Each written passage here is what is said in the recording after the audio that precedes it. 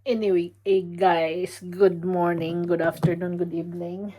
As you can see dito sa likod ko, katatapos ko lang magluto. So, pinapak ko na sila para ilagay sa fridge. Ganito dito sa abroad para pag busy ka, i-defrost mo na lang yung pagkain mo. Anyways, may isa na naman tayong re-reactionan at alam kong alam nyo na at alam kong napanood nyo na ang vlog ni Chris na kanina o kahapon ba yan. So, ngayon ko lang kasi nakita pag upo ko. Ngayon lang din ako nakaupo. Nakita ko yung vlog niya kanina na namimili siya ng kambing. Alam mo, natutuwa talaga ako sa bata na yan. Iwan ko ba?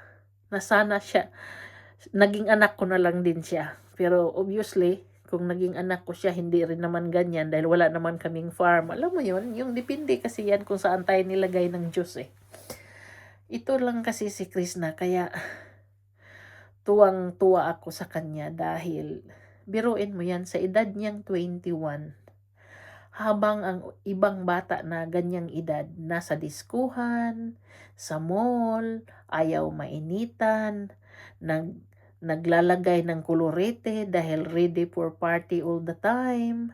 Habang ang iba nagbo-boyfriend at makipag-meet ng mga boyfriends nila, si Chris na nandoon sa bukirin sa edad niyang 21. Ang hinahanap niya is kambing para mag-alaga siya ng kambing. At doon pa ako natutuwa sa anong narrate niya yung mga animals na gusto niyang ilagay sa farm niya. Naisip ko tuloy, sabi ko, parang gusto niya ng zoo. Merong snake, sabi ko, dai, baka ma-mention mo pa yung lion. Alam mo yun, natutuwa lang talaga ako sa bata na yan.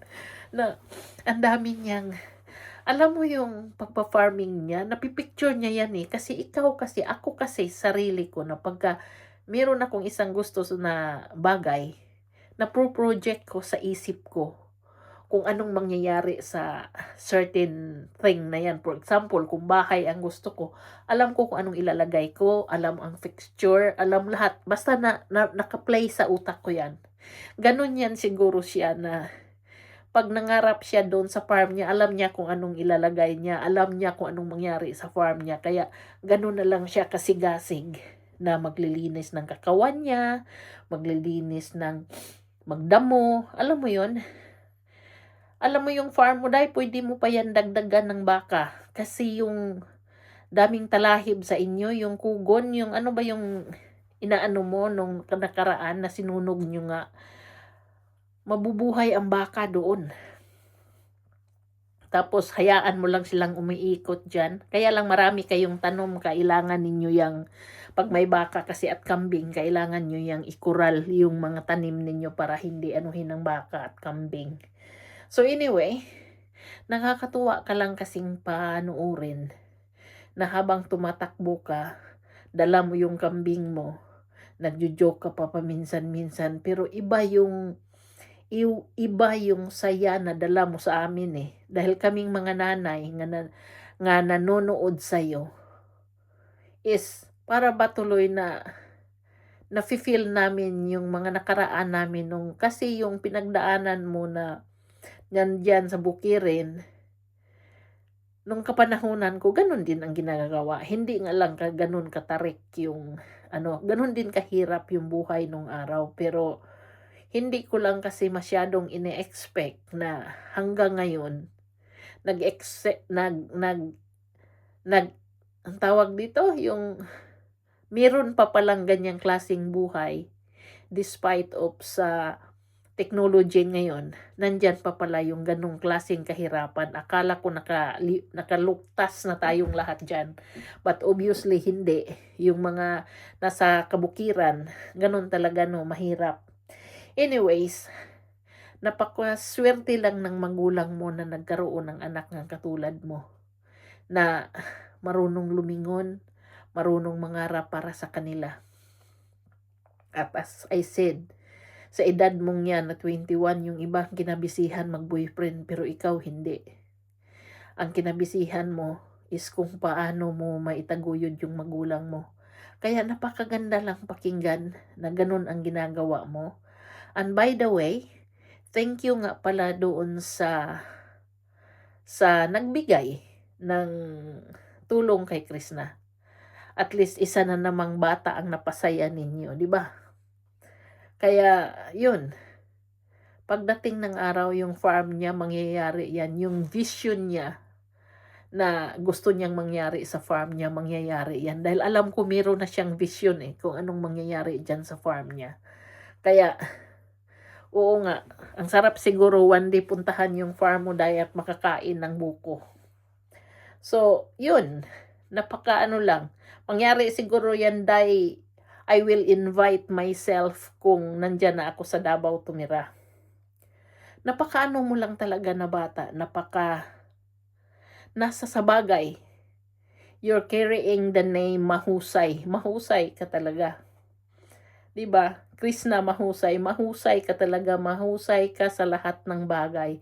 You are blessed with your name. Kaya, congratulations sa bago mong nagawang kabuhayan. At alam kong marami pa yang darating pang mga pagkakataon para sa'yo. Kaya sana hindi ka magbabago. Sana dahan-dahan din lang kasi tulad ng sinabi mo, masakit ulo mo, palagi kayong nauulanan. Ingat kayo and I hope okay lang kayo. After all, nalindol ang Jinsan ngayon. Hindi ako nakatulog kagabi nung makita ko yung posting ng kaibigan kong nandito na taga Jinsan. Kaya sabi ko hanggang buong gabi hindi ako nakatulog. Tapos ngayon, I know apektado ang Davao pero wala naman daw mga building na kasi hindi naman napuruhan talaga, ang Jinsan ang napuruhan At sana okay lang din kayo sa kabukiran. At basta mag-pray na lang tayo na maging maayos ang lahat. Basta kung anong meron ka, alam kong one day, magkaroon ka rin ng chance na maka-share sa talagang blessing mong natanggap. Kaya kami happy lang ako, para sa akin, happy lang akong nanonood sa iyo kung ano yung ginagawa mo dahil nakikita ko yung sarili ko nung araw sa iyo. Minus doon sa pag-uuling at yung maglalakad ka dyan sa kabundukan na naka-short na na ang kinis pa rin ng kutis mo dahil ako hindi nangyari sa akin yan. Pag ako niyan, pag uwi ko ng bahay, mangangati ako kaagad. Iwan ko ba masyado akong allergy sa mga damo-damo. Pero ikaw, kahit anong takbo mo dyan, ang kinis pa rin ng kutis mo. So, yun. I'm so happy for you at alam kong maraming mga nanay dito sa community mo na nakamasid sa iyo at natutuwa sa iyo. Kaya sige lang, Day. Hayaan mo yung mga bashers at continue ka lang dyan, nandito kami. At masaya ako dyan sa nakamit mo ngayon. At sana magkaroon pa ng maraming animals yung farm mo at lalaki pa yan. Baka one day matulad yan kay Bia Alonso na farm sa Pampanga ba yan, na ang ganda. You never know. Kaya pangarapin mo lang, continue ka lang mangarap at lakihan mo yung pangarap mo. Huwag kang magsitod sa maliit na pangarap. Lakihan mo ang pangarap mo. Dahil ang Panginoon pag nagbigay, hindi tingi-tingi magbigay ang Panginoon. Bagsakan yan, isang bagsakan yan pag magbigay ang Panginoon ng blessing. Kaya, yun, happy ako sa'yo. Until next time.